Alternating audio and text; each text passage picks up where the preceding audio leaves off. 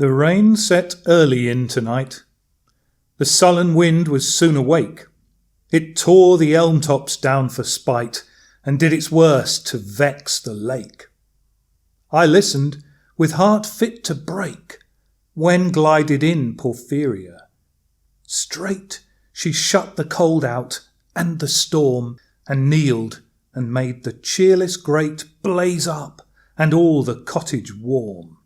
Which done, she rose, and from her form withdrew the dripping cloak and shawl, and laid her soiled gloves by, untied her hat, and let the damp hair fall.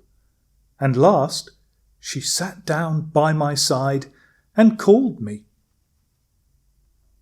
When no voice replied, she put my arm about her waist, and made her smooth white shoulder bare, and all her yellow hair displaced, and stooping made my cheek lie there, and spread o'er all her yellow hair, murmuring how she loved me. She too weak, for all her heart's endeavour, to set its struggling passion free from pride, and vainer ties dissever, and give herself to me for ever.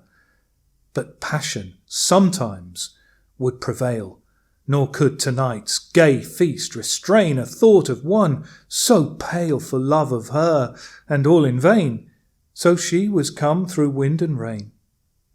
Be sure I looked up at her eyes, happy and proud. At last I knew Porphyria worshipped me. Surprise made my heart swell, and still it grew while I debated what to do. That moment she was mine, fair, perfectly pure and good. I found a thing to do, and all her hair in one long yellow string I wound 3 times her little throat around, and strangled her. No pain felt she. I am quite sure she felt no pain. As a shut bud that holds a bee, I warily oped her lids. Again laughed the blue eyes without a stain, and I untightened next the tress about her neck.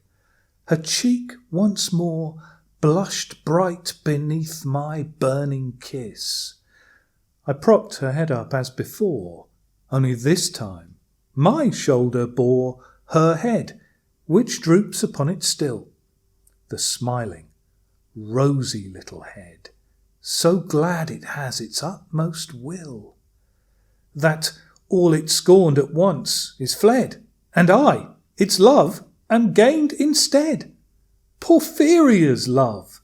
She guessed not how her darling one wish would be heard, and thus we sit together now, and all night long we have not stirred, and yet God has not said a word.